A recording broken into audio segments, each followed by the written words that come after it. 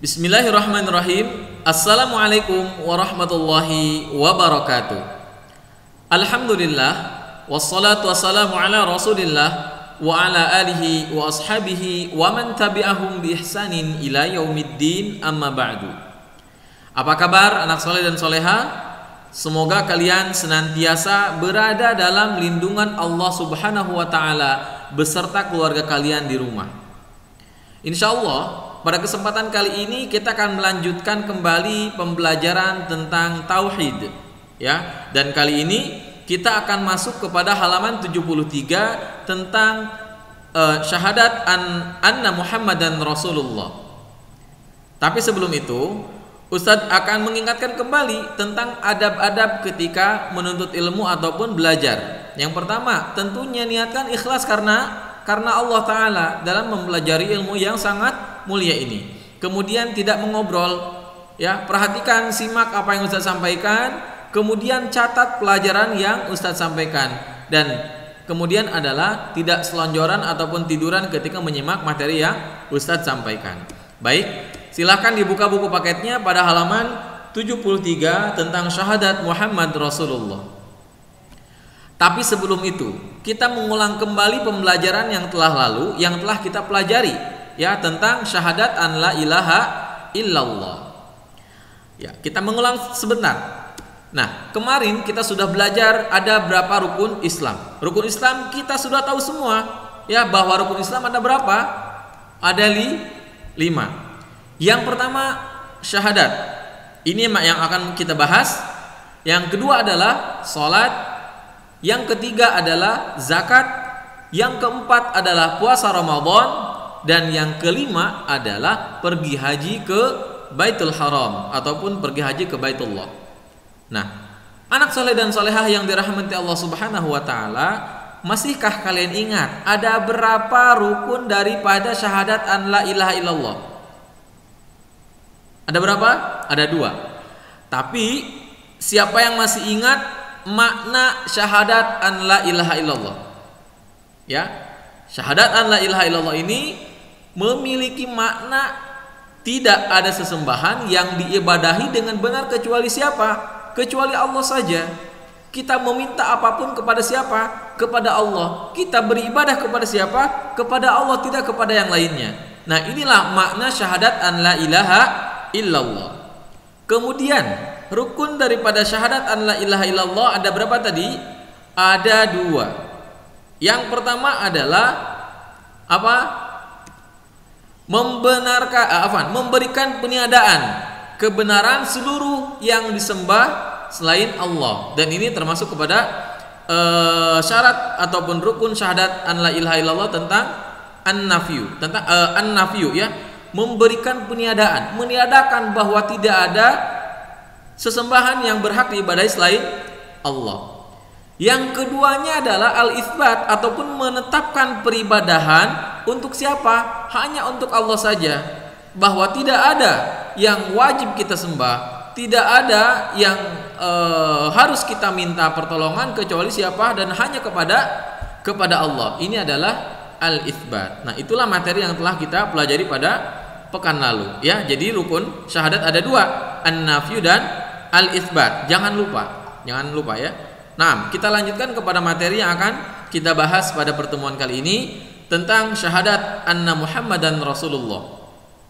Silakan dibuka buku paketnya pada halaman 73. Ya, berkata Asy-Syaikh Muhammad bin Abdul Wahhab rahimahullahu taala, wa dalilu syahadati anna Muhammadan Rasulullah, dan dalil persaksian bahwa Muhammad adalah utusan Allah, qauluhu ta'ala, adalah firman-Nya, laqad ja'akum rasulun min anfusikum azizun 'alaihi ma 'anittum haris 'alaikum bil mu'minina raufur rahim.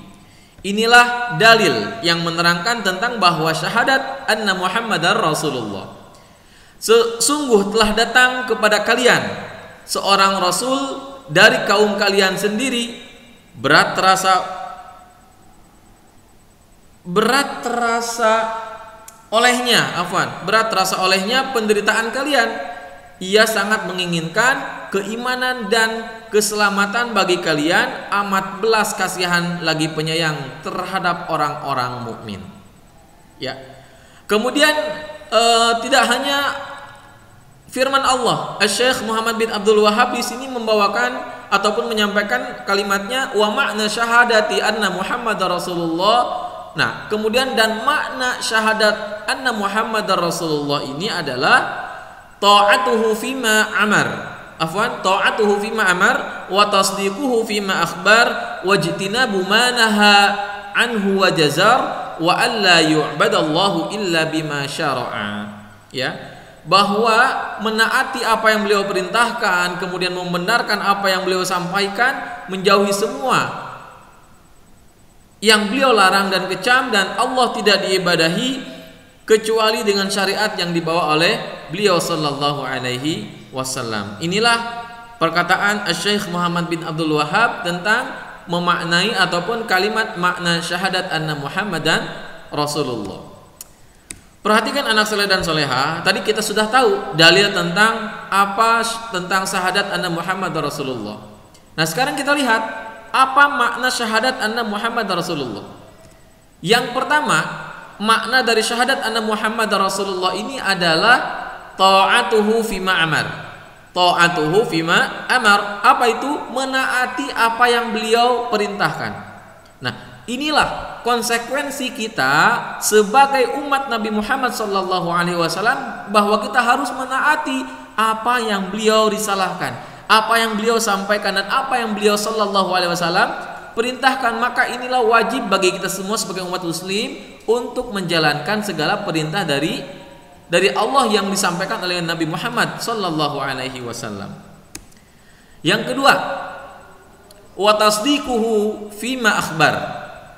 Yang kedua adalah membenarkan berita yang beliau sallallahu alaihi wasallam sampaikan. Wajib bagi kita semua anak saleh dan soleha membenarkan apa yang beliau sampaikan, apa yang beliau sampaikan kepada para sahabat, dan sahabat sampaikan kepada generasi-generasi yang selanjutnya dan sampai kepada kita, dan itulah yang harus kita benarkan. Ya.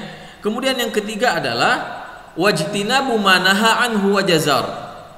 Menjauhi semua yang beliau larang dan kecam. Nah, ini ya, di samping kita menaati apa yang Rasulullah sallallahu alaihi wasallam perintahkan, maka kita pun harus menjauhi apa yang beliau sallallahu alaihi wasallam larang dan kecam. Tidak boleh.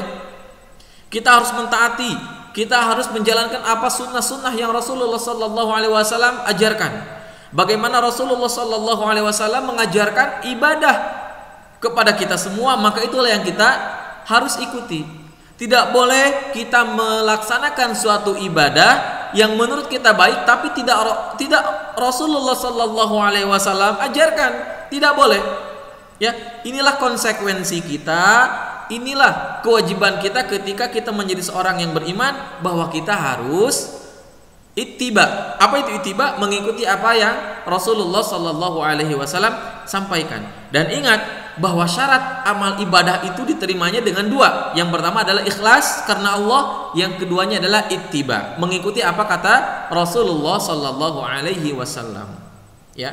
Kemudian yang selanjutnya adalah yang keempat, wa alla ya'budallahu illa bima syara'a. Dan Allah tidak diibadahi kecuali dengan syariat yang dibawa oleh Rasulullah sallallahu alaihi wasallam. Sebagaimana firman Allah dalam surat An-Nisa, "Wa may yushaqiqir rasul min ba'di ma tabayyana lahul huda wa yattabi' ghaira sabilil mu'minin nuwallihi ma tawalla wa nuslihi jahannam wa sa'at masira."